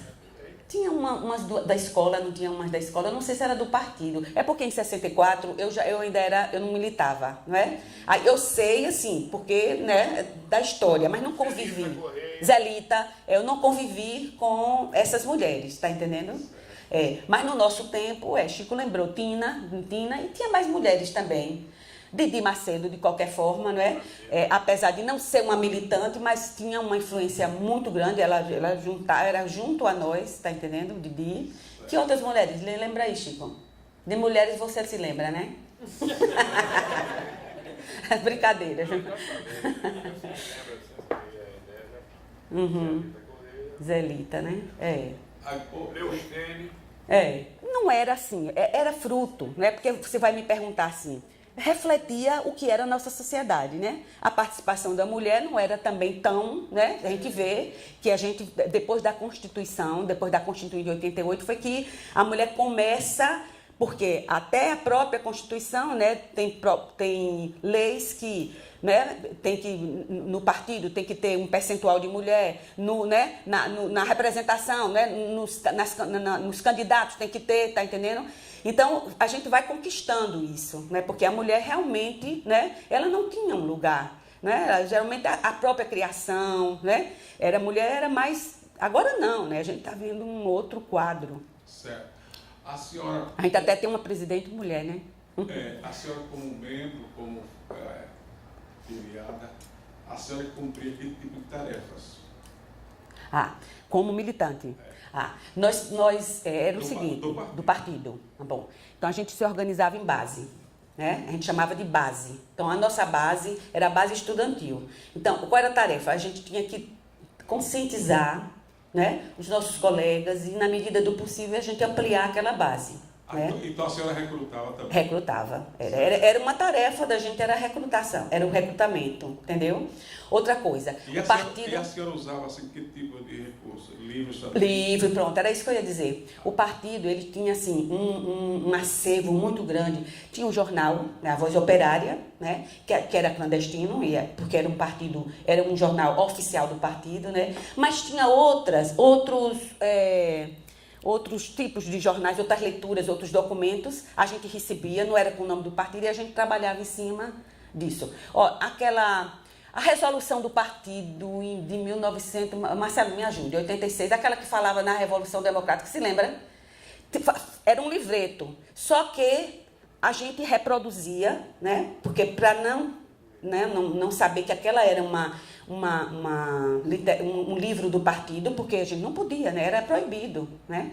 E a gente distribuía esses jornais, era de forma... Olha, minha mãe era costureira, depois a gente botava ela para distribuir, ela saía com a sacolinha dela de costura e levava os jornais, tá entendendo? Aí ia na casa da mãe de Lorival, ia da casa de... Tá entendendo? A gente dava os endereços e ela levava, entendeu? Mas claro, você vai me perguntar, sua mãe era do partido? Não, ela não era do partido, ela presenciava, a gente fazia reunião na casa dela, então ela queria ajudar, ela dava a contribuição dela. Dona Ivone, Ana Lúcia está chegando agora, Dona Ivone era uma pessoa excelente, entendeu? Marinice foi do partido, aí, ó, agora Marinice, estou me lembrando de Janete Figueiredo, é por causa da memória, né? Janete Figueiredo, eram estudantes da Faculdade de Medicina e eram do partido, Janete e Marinice. Viu? Outro meio de comunicação, a Verdade. Sim, aí foi bom. A Verdade, que era um jornal da Faculdade de Direito, né? Mas era um jornal que transmitia a posição do partido, né? Então, eu não quero dizer que os artigos eram todos com base nos artigos que saíam na Voz Operária, entendeu? E aí a gente trabalhava assim, era... E no departamento de História, como é que os professores se posicionavam? Bom, na época, repare, viu, era uma época muito difícil, né? Nós sabíamos que os professores, a gente percebia pelas posições, né? Então, o professor Silvério, a professora Tetes, a professora Maria da Glória, que era do departamento de Geografia, ela era simpatizante, ela colaborava com o partido, tá entendendo? E toda a voz da Voz Operária, a gente entregava a ela, sabe? Ela lia, entendeu? O professor Silvério, me parece que o contato do professor Silvério era o Wellington, sempre foi o Wellington, entendeu? O professor Silvério era religioso, era católico, mas do ponto de vista social ele comungava com as nossas, né? Só não do ponto de vista filosófico, tá entendendo? Mas isso não era questão, não. Não impedia dele trabalhar, sabe, com a gente. A professora Tétis era de uma visão excelente, entendeu? Agora sim, eles eram muito cuidadosos, né? O professor Luiz Rabelo, né? Luiz Rabelo era assim, como ele era muito falastrão, às vezes ele não se controlava, entendeu? E aí, né, ele tinha aquele jeito assim, e às vezes mas depois ele, sabe, eu não me lembro mais, Chico, veja aí, Professor de Direito e Trabalho. professor João Costa, né, professor João Costa. Professor de Direito e Trabalho, não era não? Direito e Trabalho, cadê o Hélio, para lembrar? O professor... Ele era irmão de um dentista ali no parque. Bonifácio Fortes, é. Uhum. Viu? Então, assim, agora eles eram muito cuidadosos, né? Então, as aulas, né? As aulas eram, né, para você falar, né? Tanto que eu me assustei quando eu voltei do exílio, né? Aí a gente já estava vivendo mais a democracia, e aí eu fui participar, meu Deus, foi de um curso. E quando eu vejo lá, a professora abre um manifesto, chegou a me dar um susto. Eu digo, o quê? Porque ali jamais a gente imaginava que na faculdade a gente pudesse ler o marxismo, né? Porque era proibido. Mas a visão dos professores era marxista. Então, eles interpretavam a história, a visão de Tétis. Tétis era excelente, entendeu? Ela falava na Revolução Francesa, a Revolução Burguesa, a gente via nitidamente a posição dela, né? Uhum. E em Moscou, a senhora estudou, assim, lembra das disciplinas? Lembro. Estudei economia, estudei teoria e tática, que era uma disciplina que era própria para um militante, entendeu? Teoria e tática do Partido Comunista, né? Seja ele qual for, do Brasil, italiano, francês, entendeu? Tinha filosofia e tinha, se eu não me engano, tinha história do PECOS também, que era um velhinho. O PECOS era o partido, né, comunista, que tinha uma experiência de luta, foi quem fez a Revolução. Então, para eles era importante que todo militante comunista tivesse conhecimento do que foi o partido, entendeu? Certo. E estudavam russo também. Russo também? Russo, eu não vou ter esse passivo agora, me foi. Outra coisa, a senhora também recebeu treinamento militar como é? Também. e fui excelente atiradora. Excelente. Ganhei do guerrilheiro lá do Irã. E ele ficou danado, porque eu sou canhota. E aí alguém disse assim, você é surda? Eu não sabia, surda é canhoto em espanhol. Aí depois é que eu vi, eu digo, não, eu atiro com as duas mãos. E atirei com as duas mãos. Isso vai gostar. Lá. Apesar da gente não defender a luta armada. Não era, mas a gente se preparava para alguma, né, autodefesa. E aí, antes de entrar na escola, né, das aulas, né, da teoria, a gente passava por esse treinamento.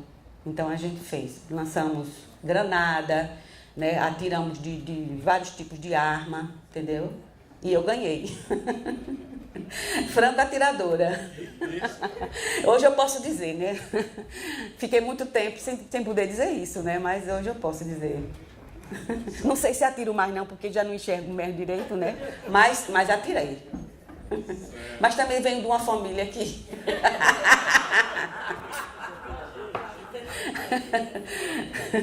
que gostava de atirar. Não sei se você já ouviu falar de Pititó. A senhora? Meu tio, irmão do meu pai. Pentu e Pititó. Bom de tiro. Se bem que eles não me ensinaram não, né? O nosso pai também é. Sim, o pai também, O nosso pai é pai de quem? É da minha irmã ali, o meu pai, o dela. Certo. É só para descontrair. Tanto que se eu fosse para a guerrilha, tava bem. Uma coisa, eu não quero ser invasiva. Agora, eu li na internet muitos depoimentos de mulheres sobre a tortura sexual. Certo? Muitos. Sei sobre o tipo que a senhora falou brevemente sobre toque e tal. Eles se fingiu de médico para fazer exame de toque em mim. Ficou nisso, foi. Não, tiraram minha roupa, né? Mandaram eu tirar a roupa, não, né? Não tinha uma mulher militar para fazer isso? Não. Era homem. Era. E tinha um que ia todo dia lá, apertava a minha barriga, entendeu? Fazia exame de toque, eu não aguentava aquilo, mas eu tinha que, né, deixar. Eu não sei o que é que ele fazia. Tirava a minha pressão, eu não sei, sabe? Ou era para me humilhar, ou era para ver o meu grau de resistência, entendeu? E a gente fica pianinho mesmo, tem que ficar acomodado e deixar. Algum desses atos foram praticados na frente de Wellington? Mandou tirar a roupa, o Wellington ele ainda estava comigo. A gente estava chegando na prisão do Rio de Janeiro, embaixo, porque é um prédio, eu acho que tem escada, né? Porque a gente subia a escada e embaixo eu acho que era a entrada, né? Eu ainda tenho vontade de voltar lá para ver, porque eu não sei se ele se transformou em museu. Que eu acho que eles estão fazendo isso, né? Esses prédios onde fizeram tortura, pelo menos em São Paulo tem um Museu da Resistência, não sei no Rio de Janeiro. Eu tenho vontade de ir lá, de voltar lá para ver, sabe? A cela onde eu fiquei. A senhora ficou no pau de arara e o que mais? Não, o pau de arara, eles só me levaram na sala e me mostraram. Mas não, me pouparam, entendeu? Porque o Wellington assumiu a responsabilidade, sabe? Não teve nenhum choque, Não tive choque, não. A tortura foi mais psicológica mesmo, entendeu? Só dormir pensando no outro dia em ser torturada porque eles ameaçaram, sabe? Quando o Wellington foi e me disse, né, o que tinha feito, eu tive que dizer que fui para Moscou, eu tive que dizer que conheci, que estudamos com Inácia, com Fernando, com Miguel, sabe? Mas o Wellington estava querendo me dizer, sabe? Para eu alertar que ele não disse nome de brasileiro nenhum, mesmo ilegal, mesmo nome pseudônimo, mas não disse quem era brasileiro. Aí eu entendi, sabe? Já sei. O Wellington vai dizer que a gente estava com a turma de latino-americanos e de portugueses, né? Para a gente não ter que falar em nome de brasileiro nenhum. Certo. Obrigado. Eu tenho mais alguma coisa, mas vou passar para Não, mas pode perguntar, não tem problema não. Já está impaciente. Eu agora que consegui, porque eu não estava conseguindo falar. Então agora que eu me senti, que você relaxou um pouco, eu pude relaxar também, agradecer o seu depoimento. E para mim, quando você começa a falar do início, né, que estudou em colégio de freira, e a gente escuta em outros depoimentos também uma certa posição ambígua da igreja, ora do lado de quem dedura, ora do lado de quem apoia, né? Então alguns grupos no sentido de acolher e de apoiar, e inclusive de lutar junto, e outros no sentido de se submeter ao...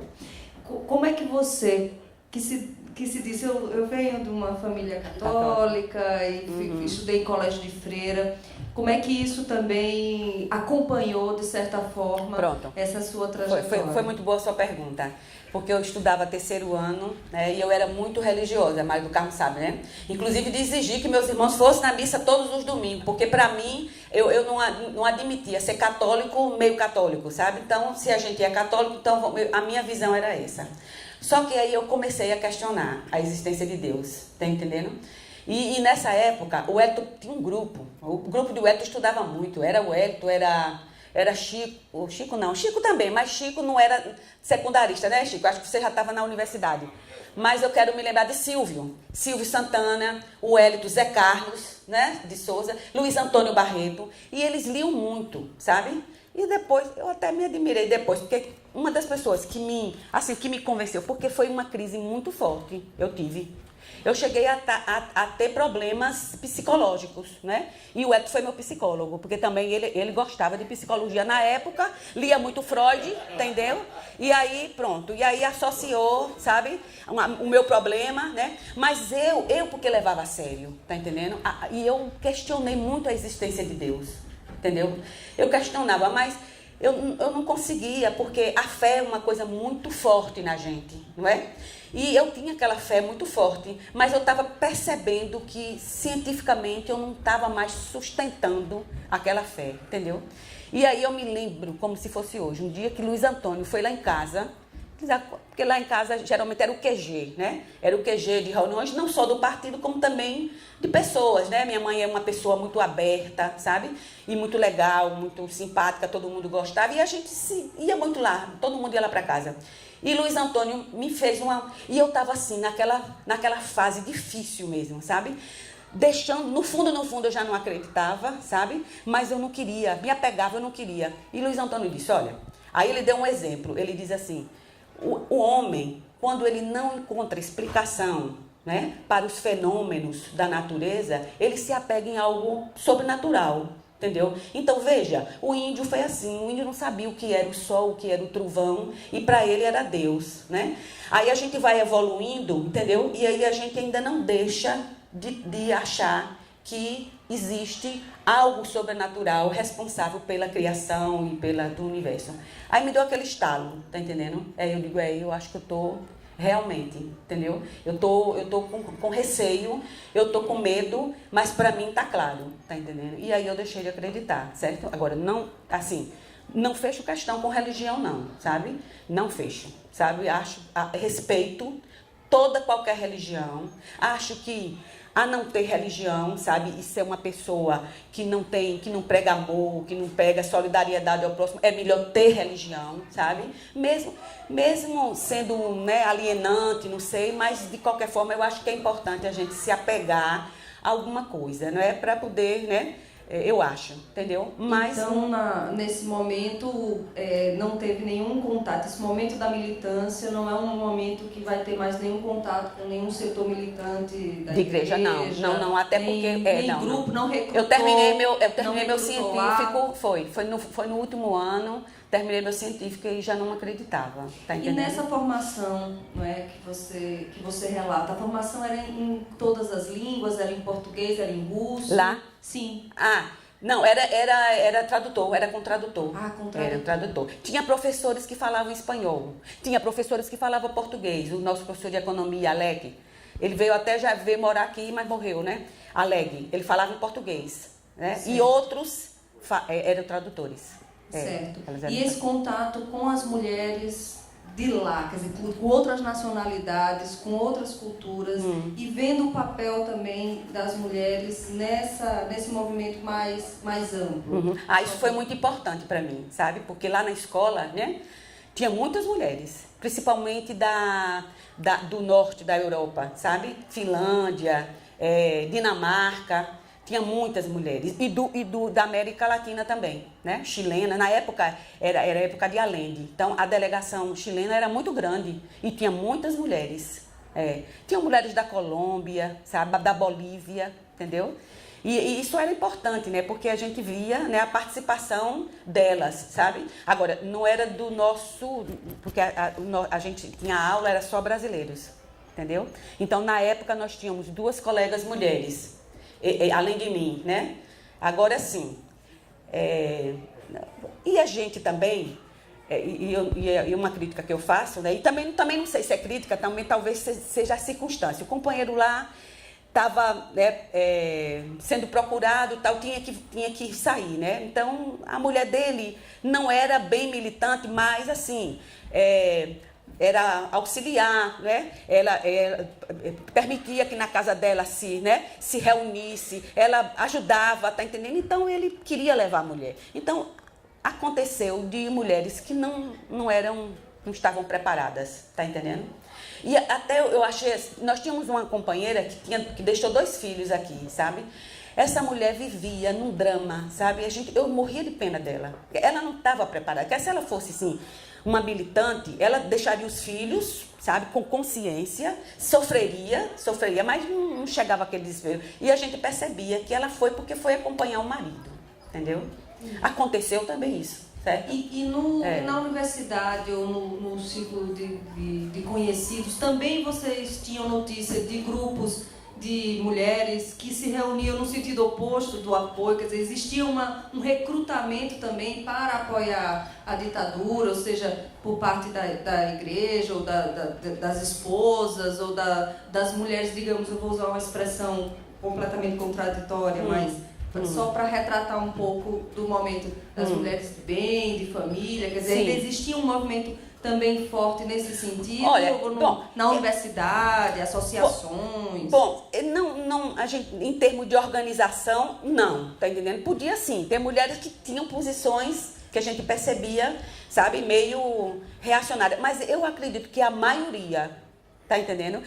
talvez a gente vivesse um período de ditadura, elas não podiam, a gente não podia, né, assim, ser muito verdadeiro, mas elas simpatizavam com as nossas posições, tá entendendo? Era a maioria, a grande maioria, entendeu? Eu não via, assim, uma ou outra como era o nome dela? Josefa? Tinha uma que é juíza hoje, né? Ela, não sei, mas na época ela era reacionária, não me lembro agora o nome dela, Josefa Paixão, eu acho. Não quero dizer aqui o nome de ninguém para não estar, né? Ela é juíza hoje, não sei, né? Mas na época ela era. E assim, e muitas mulheres ligadas à igreja. Até porque Dom Luciano, né? Que era o diretor da faculdade, né? Dom Luciano existia uma influência muito grande nas alunas das escolas que ele dirigia. Tá entendendo? Luciano Duarte era tão reacionário que a extrema-direita do Brasil era representada por dois bispas. Ele Dom II, que cria a TFP. Ó, Tem uma tá ideia vendo? do nível. Do nível. E ele conseguia, sabe, regimentar um grupo pequeno, e não era tão expressivo assim, não. Era mais ligado à igreja, entendeu? Tinha. Mas assim, mas não era. Eles acho que não tinham nem coragem de se organizar, porque acho que não via, né, Chico? Não via respaldo, entendeu? Não via respaldo. Eu tenho mais umas 3 perguntinhas. Da mesma forma que existia dedo duro entre os homens, existia o dedo, conhecia o dedo duros, mas femininos? Eu me lembro de dedo duro masculino, assim, bem, agora não tô me lembrando, me lembro de um militar que entrou na faculdade de História, se eu não me engano, do curso de História, me esqueci o nome dele, era Moreno, eu acho que ele já morreu. E a gente conhecia ele como dedo duro, ele entrou para ver o movimento. Agora, de mulher, eu não sei, Chico, você se lembra de alguém que a gente podia, assim, dizer, para dar informação? O Edson se lembra? Não, né? Na faculdade de Direito não tinha, lá no meu curso não tinha também não, sabe? Certo. Não tinha. Tinha assim, umas meninas, umas alunas que a gente achava assim, da época a gente chamava de alienadas, entendeu? Não queriam saber, né? Era melhor não saber, entendeu? Então elas preferiam, sabe? Então eram alienadas. Tinha uns grupinhos assim, sabe? Que a gente chamava para participar das coisas, não tinham receio, não ia, sabe? Mas era pouco. A maioria era do nosso lado. Certo. Lobão era a diretora da escola. Poderia ser, sim.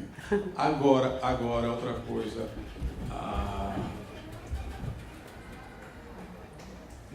Na sua formação,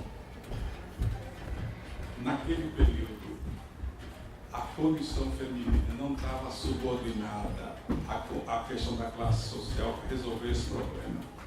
Ou já tinha autonomia como questão da mulher? A gente estava vivendo um período de libertação da mulher, sabe? Foi muito bonito. Se lembra daquela atriz Leila Diniz, né? Que grávida, mostrou a barriga, né? Que na época, né? A gente não mostrava a barriga, ela, né? Então foi a liberdade sexual, tá entendendo? Então foi nos anos 60, né? Então eu mesmo, assim, no meu meio, né? Eu não percebi isso, até porque eu já era uma pessoa liberada e convivia com colegas, né, a gente dizia liberadas, entendeu? Certo. Até a visão sexual já era uma visão, né, revolucionária já, tá entendendo? Era de liberdade. Quem é que a senhora vê de mulheres assim sobre feminismo? Contar e quem? Mulheres? Sim. Não, eu me lembro das mulheres do partido, não é? Quer dizer, essa Zuleika, para mim, sabe, é muito importante o que ela escreveu, tá entendendo?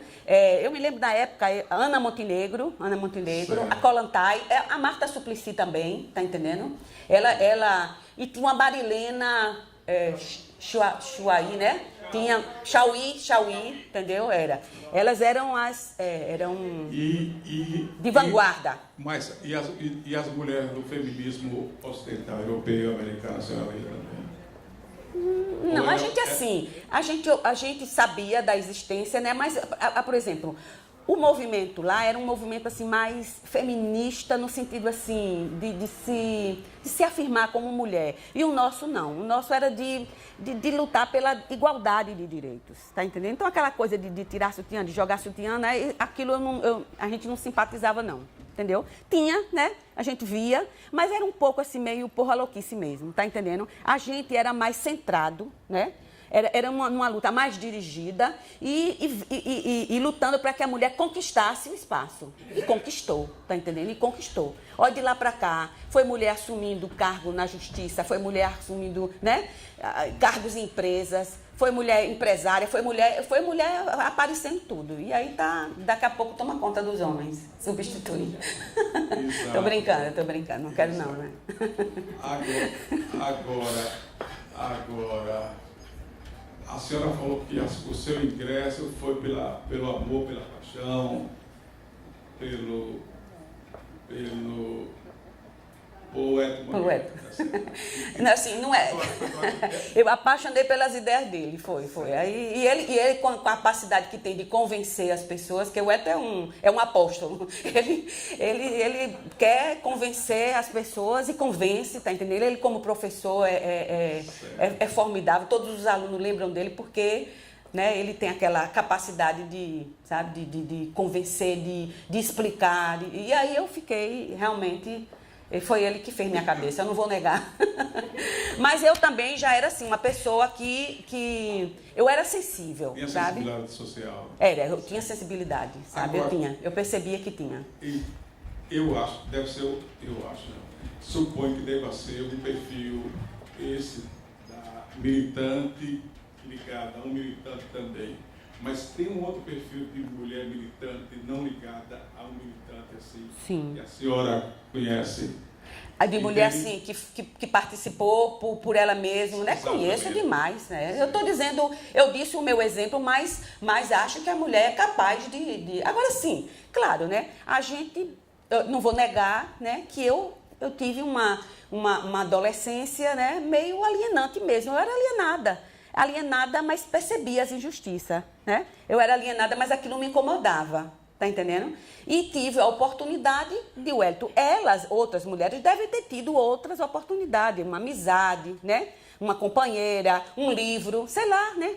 Tem várias coisas, né? Concorre para a gente, né? Para despertar, né? Para a gente, colaborar com a nossa conscientização, entendeu? Oi. Dá um exemplo invertido, por exemplo, a Didi Macedo. Que ela era militante e o marido era uma reacionária. Era. Reacionário de entrar na faculdade para quebrar a faculdade, sabe? Para tirar ela de lá debaixo de tapa, de soco, não é isso?